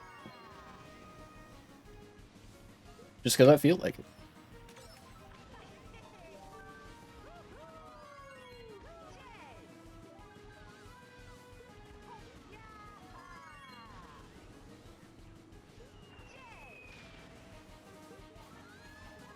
I waited there on purpose because I realized this guy still has red shells, and I was like, oh, I don't want to mess with that. I think.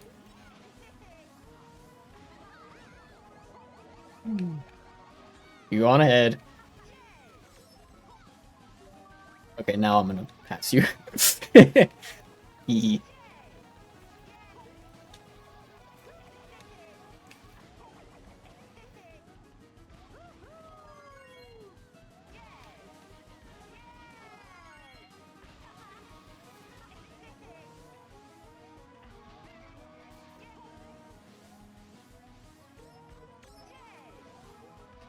Okay.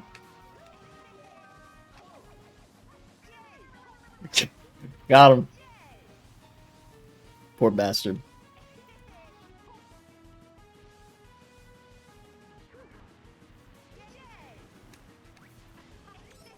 Now, I used to think that it was faster if you went and hit that ramp, but it's actually not, I think. Like, if you hit it and keep going. I don't think I'm gonna do that. vibing to the Pokemon music right now. Yeah, this one's actually from a ROM hack. Yeah, okay. Had a feeling that was gonna happen. This is, it's not very often that there's a song specifically from a Pokemon ROM hack that's really cool, but that one was from Pokemon Liquid Crystal. And now this is Fire Red and Leaf Green.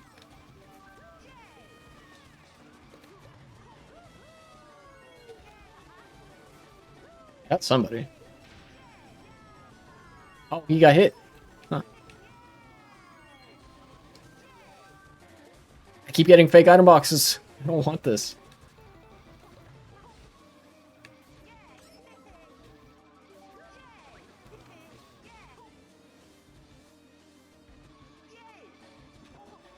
Ah, damn it.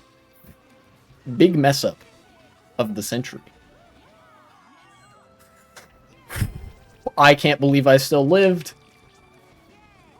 I thought I was fucked for sure.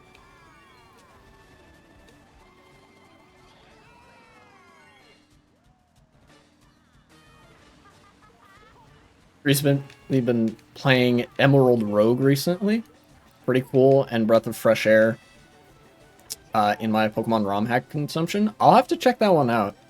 I've decided that I think I'm gonna mostly just stream Mario Kart Wii from here on out, but I'm definitely gonna still play ROM hacks like off stream.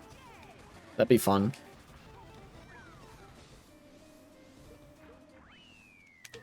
I've been playing a little bit of Pokemon Bloody Platinum Redux.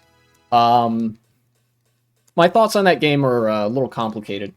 But I want something that's a little bit more, a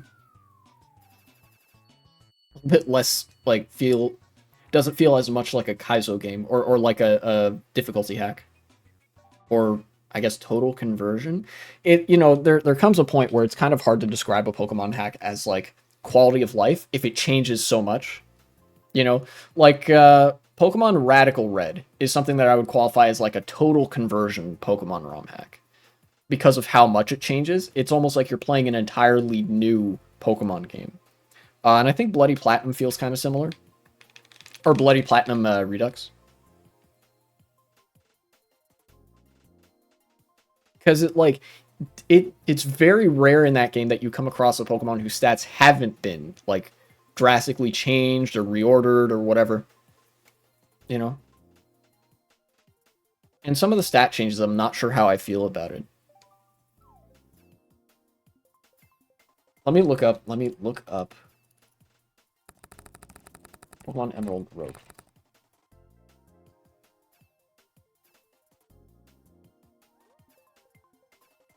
Ever wondered what Pokemon might look like as a roguelike? Interesting. When you go on an adventure, all routes, encounters, and items will be procedurally chosen based on your progress into a run. After a certain number of routes, you will encounter a random gym leader who will have a procedurally chosen team of their assigned type. As you progress further into a run, gym leaders and other trainers will start using more difficult setups for their Pokemon. If you can make it all the way to the champion and defeat them, you will have completed the run. Huh. Interesting.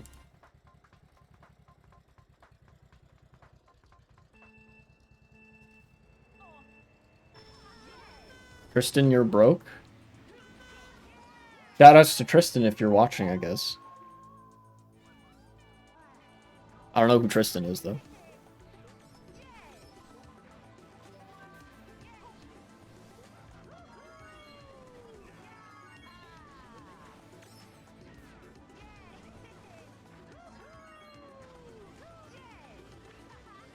Yeah, I managed to do that part.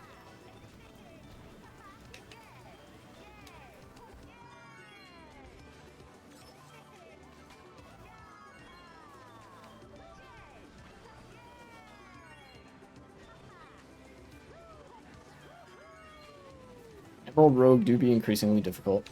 My current best score is beating 2 trainers from the Elite Four, but it gets super hard. Really? Well, I have experience with roguelikes. You know, I've played some Risk of Rain. Risk of Rain 2, that is.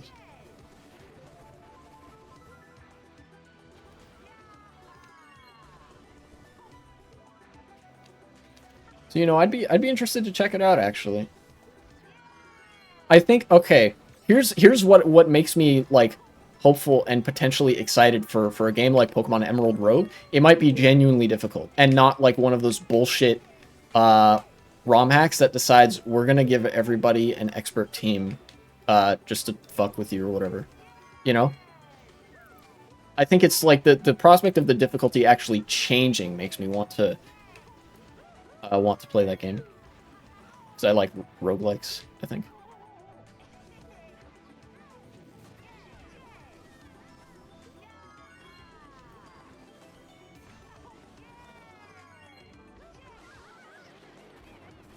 Ooch.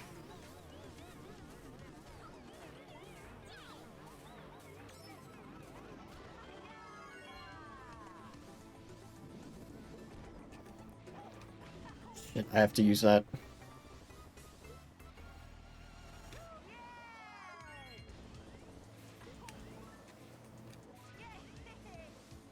Man, being able to do that shortcut is just so much of this track. You know? That's one of the biggest design issues I have with it, is that there are certain shroomless routes that if you don't do, and I think that's actually the one that I'm thinking of, that if you don't do it, you lose the race automatically.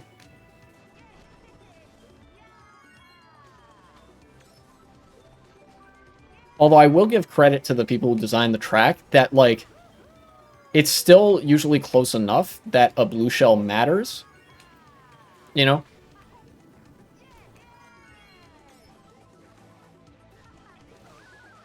Ah, I see. That was a smart target shock.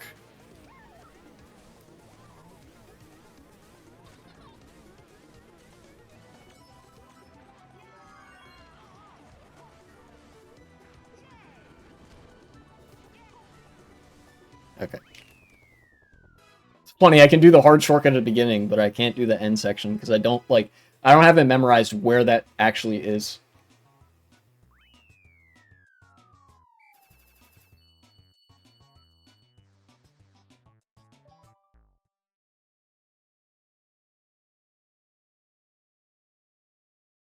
Once you complete or wipe out of a run, you will go back to a hub area where you can buy permanent items and catch new starter Pokemon to use in the next run. That's super cool. As you progress further into the run, you will unlock more buildings and NPCs in this hub area to use for preparing the next run. Whoa.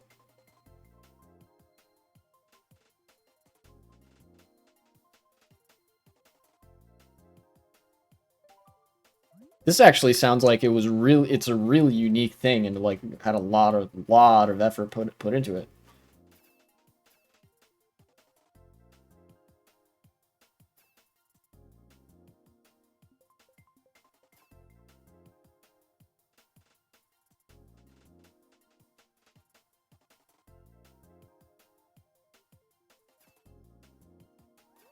Cool images here. Let's see, the features as listed on the site. Randomly chosen routes, procedural items, trainers, and encounters. Hub area, character customization. That's nice. Multiple game config settings. That seems really cool. Seated mode with individual config. Huh. Subtle changes from base game. Quicker text. Trade evolutions are now just level up. This sounds awesome.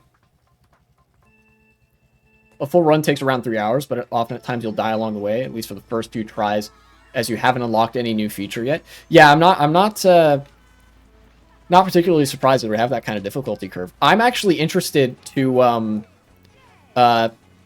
like try that, because like a lot of times, you know, you go into a Pokemon game, even with like the super difficult ROM hacks, and the basic attitude that like makes those ROM hacks difficult is that it's like, oh, Nuzlocke, if you die once, you forfeit the whole game. But here, like, dying is part of the game. Like that's the point of a roguelike. Instead of them being like, you idiot, you absolute buffoon, I can't believe you don't have Pokemon World Championships level of knowledge on the first fucking gym leader. Like, goddamn, dude. you know?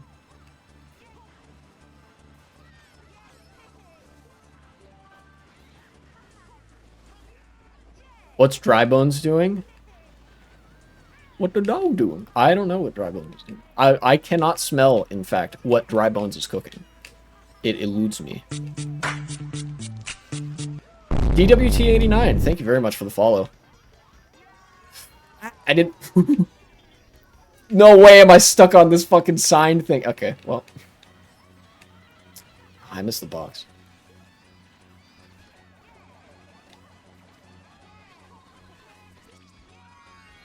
Wow, that was a low trick. I don't know if that was all that much faster, but it was cool.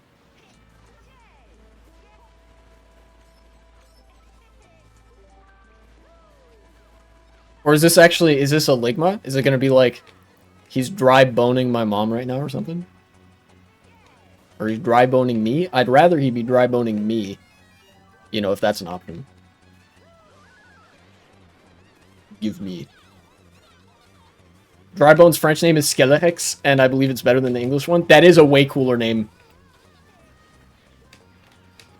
I like Skelerex.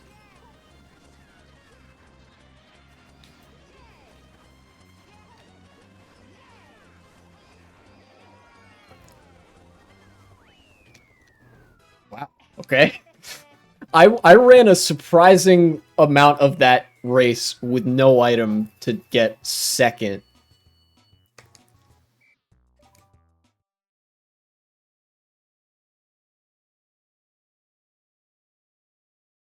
Versions expanded EX is a recommended version.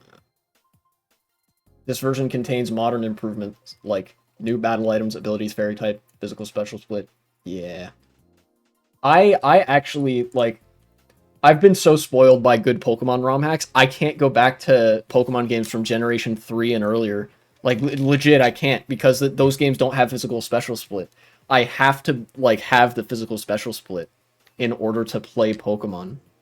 And it not feel super, like, clunky and almost all unfinished, you know?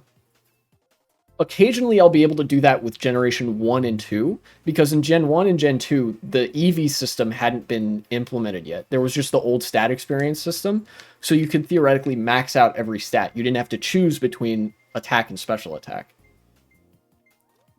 But I think Gen 3 represented an awkward, like, in-between period. Although even with Generation 1 and 2, there's so few moves to choose from, right? Like, the pool of moves now is so much more expanded that, like, I have a hard time even going back to Generation 1 and 2 as well.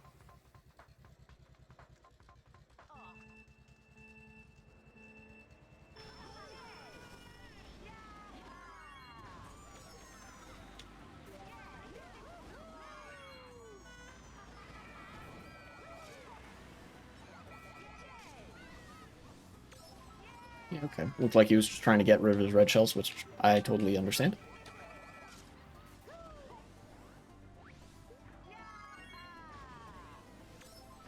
Yes, thank you.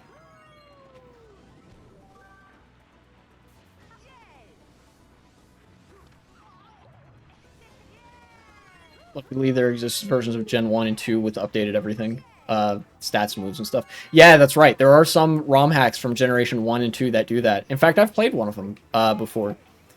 It was like... There's some really good ROM hacks of Pokemon Crystal out there. I forget which, like, what it's called. Maybe it was like Pokemon Polished Crystal or something. That was like had a lot of modern improvements.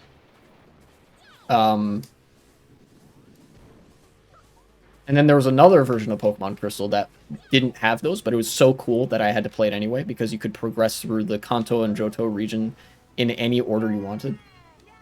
We love a pun. Yeah, we do. We do love a pun.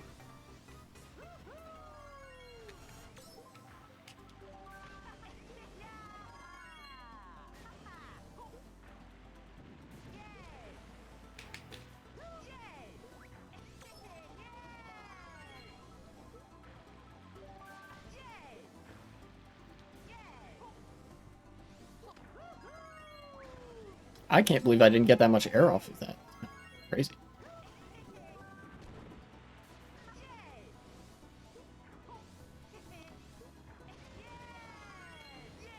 There we go. That's the fastest option there, I think, is that you trick off the first one and not the second one.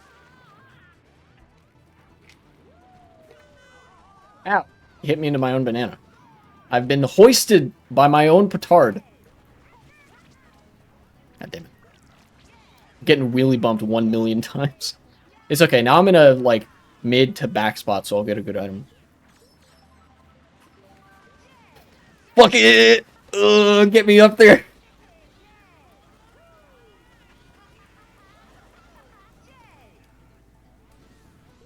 Okay, they use their items in a little bit of a smarter spot than I did. You get him? No. Dang. I forgot that shortcut was there. Ow. Yo, what up? Ah, damn it. I raced so well that race. And I got blown up at the end. Sorry, it happens.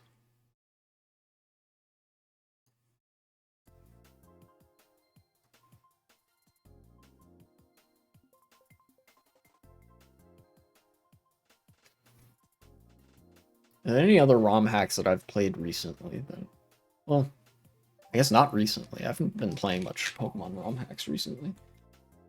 I should get back into that. It's a lot of fun for me.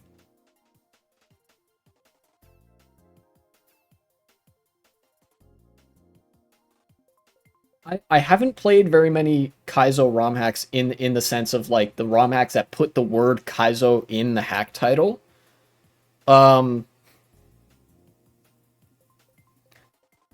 Because I feel like they don't add a whole lot. You know, I've played ROM hacks that are as hard as a Kaizo hack, and I don't have a lot of fun with those, honestly. Like Pokemon Radical Red, a lot of cool features, but it's so player hostile that I don't enjoy it all that much. At least the battling system is very player hostile. You know, um, and I didn't play that game for the Kaizo stuff. I played it for like the other cool new Pokemon and updated stuff that it offered. You know.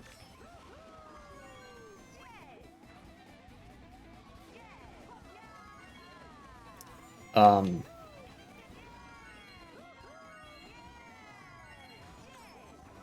yeah, I'm.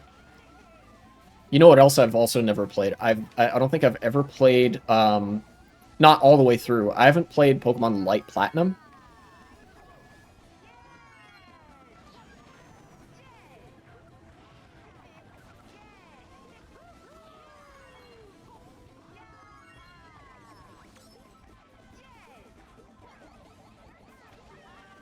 Oh, sorry, Yoshi. It's kind of mean.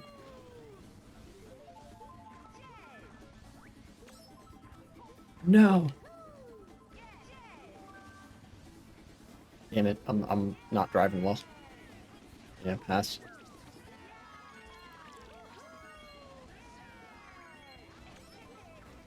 What happened to that guy?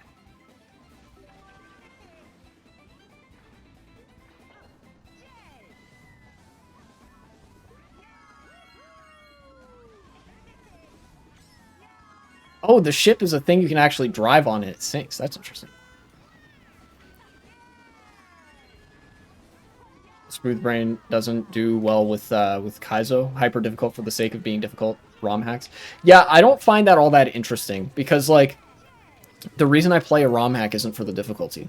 You know, there are difficult games that I play, but you know, Pokemon is not really one of them. I'm perfectly happy with that as it is.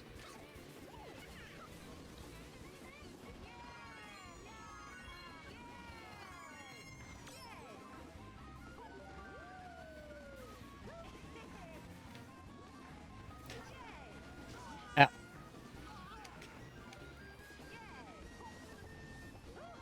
Oh, is it faster? It's faster to go that way, huh?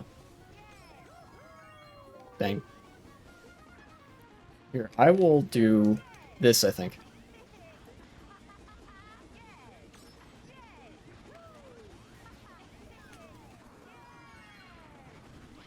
Ah!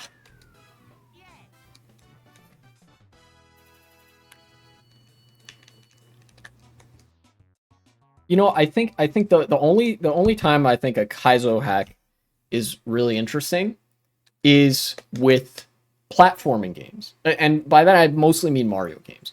And that's not to say they're always super interesting, but they have the potential to be very interesting. Because if you think about like a Kaizo Mario game, you have to introduce a lot of really creative and genuinely difficult and precise elements of platforming in order to make it difficult enough to be considered Kaizo. And I've seen enough Kaizo hacks that are like have enough variety between them to know that like there are good and bad versions of doing that. It's not all like it doesn't all feel samey. Um, you know? And like you could do the whole like, oh yeah, just do a million of the same super insane difficult trick, right? But like then I think like it gets old really quickly.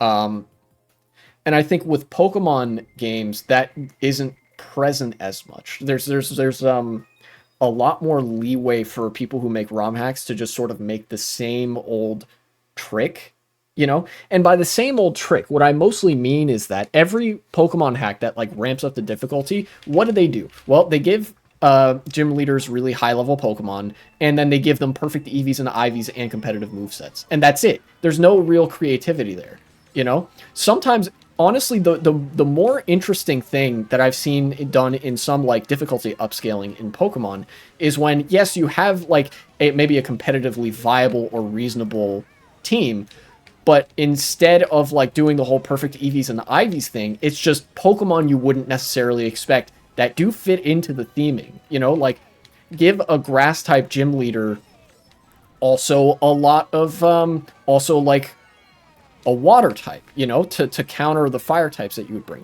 The inclusion of like less predictable elements, I think makes the difficulty hacks a lot more enjoyable for me.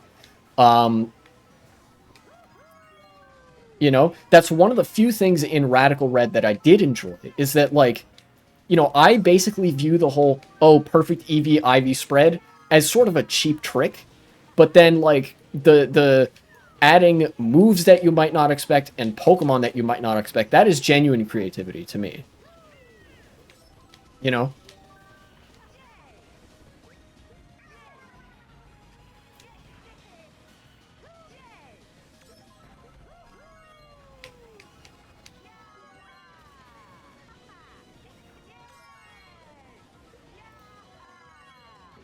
Ah, hit. Ah, hell.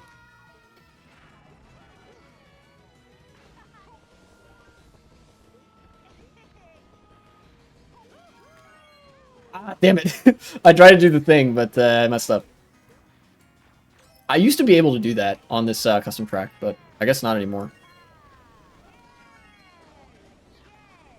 I'm gonna try to cut in front of this guy to get an item box. Dar, eh? When are they gonna target shock first? Probably at some point in the tunnel. I'm gonna chain this, I think. Yeah. Ooh, good item.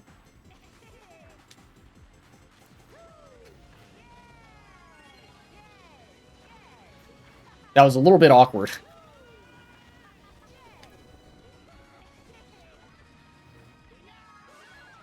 Ah, okay. Well, I wasn't gonna make it anyway, but I have the excuse that, oh, the shock happened, so.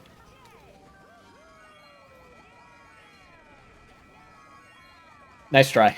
Whew. Intense race. I think I got time for one more. It's hard to get surprised by the game now. Yeah. Yeah.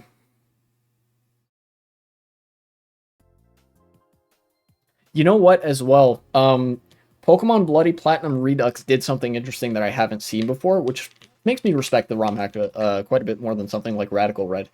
Is that they made certain bosses more difficult than gym leaders, and I think that's like an underexplored thing in ROM hacks, where like you know sometimes you have the gym leader and then you know you have the Team Rocket guys say in Heart Gold Soul Silver, and the Team Rocket people are so underleveled. It's like, dog, why don't the gym leaders just come in here and mop the floor with these guys? You know, like sure they have strength in numbers, but if you one hit KO everything you come across, right, it's not going to be that hard. Um, But in Pokemon Bloody Platinum Redux, the Team Galactic bosses are actually more difficult than the gym leaders that they are closest to in terms of proximity to the game, which is interesting. Because now it actually provides a reason, like, yeah, this is why the gym leaders don't just come in and deal with this, because it'd be really difficult for them as well. It makes sense, yeah. Yeah. Yeah. And Venom Snowstorm, I really like this track. This is a good one to end it on.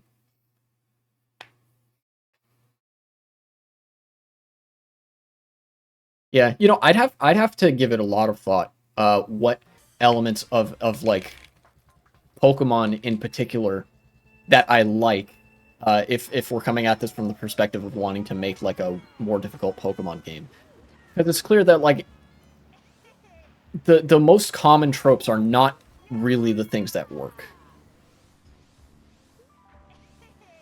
At least there's not like it's not a full overlap, you know.